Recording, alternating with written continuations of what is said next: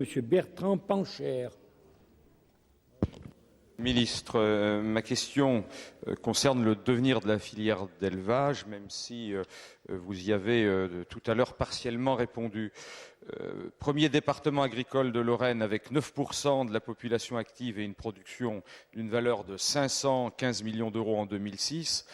Mon département, la Meuse, s'inquiète chaque jour un peu plus de la situation et du devenir de sa filière d'élevage qui concerne 80% des exploitations. Mon département subit de plein fouet, comme tout notre territoire, les conséquences désastreuses de l'épizootie de fièvre catarrhale. En 2008, 2661 ovins, 3152 bovins de moins de 8 mois et 3750 bovins de plus de 8 mois sont décédés de suite de la FCO. Pour pallier les lourdes conséquences de cette crise sanitaire, l'État a consenti un effort sans précédent, versant près de 4,5 millions d'euros à mon département depuis la fin de l'année 2007 au titre de l'aide forfaitaire et de l'aide complémentaire à la mortalité. Toutefois, j'attire votre attention sur le mode de distribution très complexe de ces aides, à l'origine de délais d'indemnisation qui conduisent les exploitations à l'asphyxie. Ainsi, certains dossiers pour l'aide à la perte de chiffre d'affaires en périmètre interdit sont en attente depuis décembre 2007.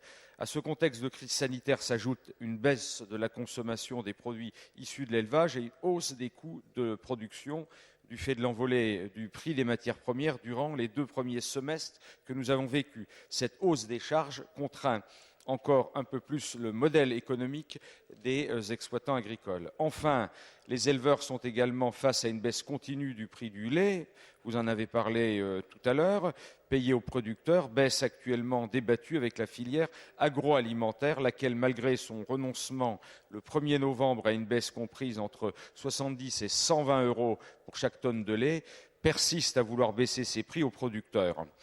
Dans ce contexte, les 3500 exploitants agricoles de mon département que je représente ici attendent de leur ministère qu'il donne, à l'occasion du budget 2009, toutes les garanties de pérennisation de la filière élevage, aujourd'hui plus que menacée. Merci, Monsieur le Ministre. Pour répondre. Naturellement, Monsieur Pancher, et pour votre département, qui est un grand département d'élevage, et pour l'ensemble du pays, le ministre qui vous parle est extrêmement soucieux de donner ce signal, même si nous ne sommes plus dans une économie administrée, que tout ne se décide pas depuis Paris ou depuis Bruxelles dans un ministère.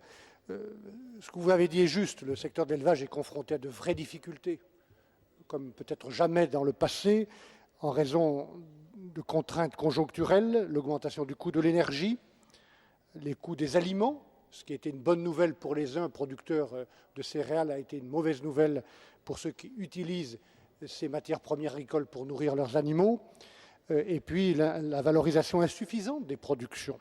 Tout cela fait que beaucoup d'éleveurs sont littéralement étranglés et souvent désespérés. Et je veux confirmer qu'en 2007, on a constaté une baisse significative des revenus des producteurs spécialisés en viande bovine. Je ne parle pas seulement, je l'ai dit tout à l'heure, de la filière ovine qui est encore en plus grande difficulté. Voilà pourquoi, pour faire le constat objectif et agir en faveur de l'élevage, je réunirai le 12 novembre l'ensemble des professionnels dans le cadre d'une conférence sur la situation de l'agriculture en général et de l'élevage en particulier. Mon objectif est de permettre, par des mesures ciblées d'allègement de charges financières, sociales, fiscales, de passer ce cap difficile. Je pense d'ailleurs qu'à la faveur de la grande discussion que nous avons ouverte assez tôt sur l'avenir de la politique agricole commune, qu'il y aurait des raisons, mesdames et messieurs les députés, d'avoir quelque chose qui ressemblerait à des assises de l'élevage, pour qu'on discute bien avec les collectivités territoriales, avec les outils nationaux, qui sont ce qu'ils sont, et la politique future agricole de la place que nous voulons réserver à l'élevage dans notre pays, l'élevage laitier naturellement, et puis le bassin allaitant.